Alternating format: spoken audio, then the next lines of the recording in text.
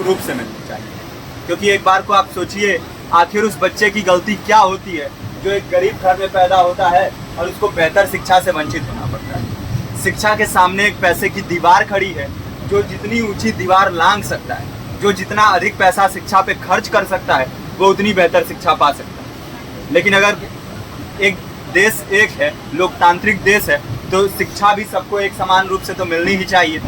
आज परिस्थिति ये है कि एक तरफ तो प्राइवेट स्कूल हैं जो लूट के अड्डे बने हुए हैं, वहाँ पे आप एडमिशन कराने जाएंगे तो सिर्फ एडमिशन के नाम पे ही आपको 10,000 20,000 रुपये देना होगा। और कमीशन खोरी का ऐसा धंधा है कि कॉपी, किताब, टाई, बेल्ट, ड्रेस, जूता कहाँ से खरीदना है ये आप नहीं तय करेंगे वो प्राइवेट स्कूल वाले।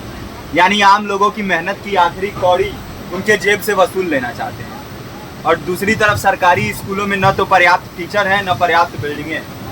2019 का ही ये पुराना आंकड़ा है कि हर 100 में से 52 स्कूलों में या तो एक टीचर हैं या 2 टीचर हैं। और उन्हीं टीचरों के ऊपर जिम्मेदारी थोप दी जाती है कि जनगणना करो, मतगणना करो, पशुगणना करो, तमाम काम करवाए जाते हैं। और 19 के बाद से तब से कितने टीचर रिटायर हुए होंगे और 18 के बाद से कोई टीचर की वैकेंसी भी नहीं है।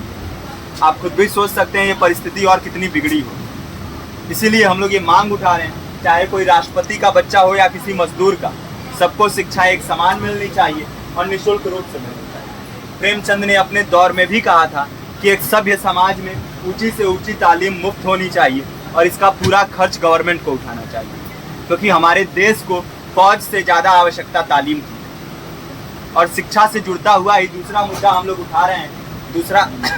दूसरा मुद्दा है रोजगार का।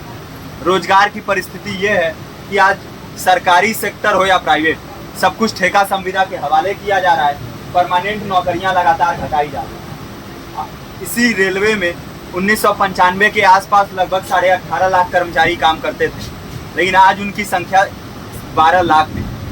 आप खुद भी सोच सकते हैं कितने बड़े पैमाने पे परमानेंट पदों को घटाया जा रहा है। और आज आलम ये है, एक तरफ लाखों पद खाली पड़े हैं, फिर भी कोई वैकेंसी नहीं निकलती। जो वैकेंसियां निकलती हैं उनमें भ्रष्टाचार होता है, पेपर लीक हो जाते हैं। RO, UP police, BPSC, SSC, CGL, ऐसे तमाम पेपर लीक हो चुके हैं, आप लोग भी जानते ही। अभी नीट की धांधली में ये पता चला कि एक एक पेपर 30 लाख से 50-50 लाख रुपए में बेचा गया। हम और आप तो ये पैसा नहीं दे सकते। पूरी की पूरी कारस्तानी सरकार, प्रशासन, शिक्षा माफियाओं की होती है। और भुगतता कौन है? आम घरों के लोग, जो लोग सालों साल तैयारी करते हैं, दिन भर में 10-10 घंटे, 12-12 घंटे पढ़ते हैं। और इतनी कड़ी मेहनत के बाद, सालों साल की मेहनत के बाद उनके हाथ लगती है तो सिर्फ हताशा, निराशा, अवसाद।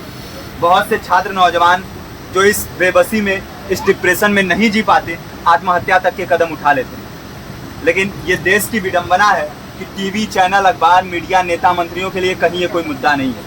उनके लिए मुद्दे हैं तो जाति, धर्म, रंग, नस्ल, अगड़ा पिछड़ा।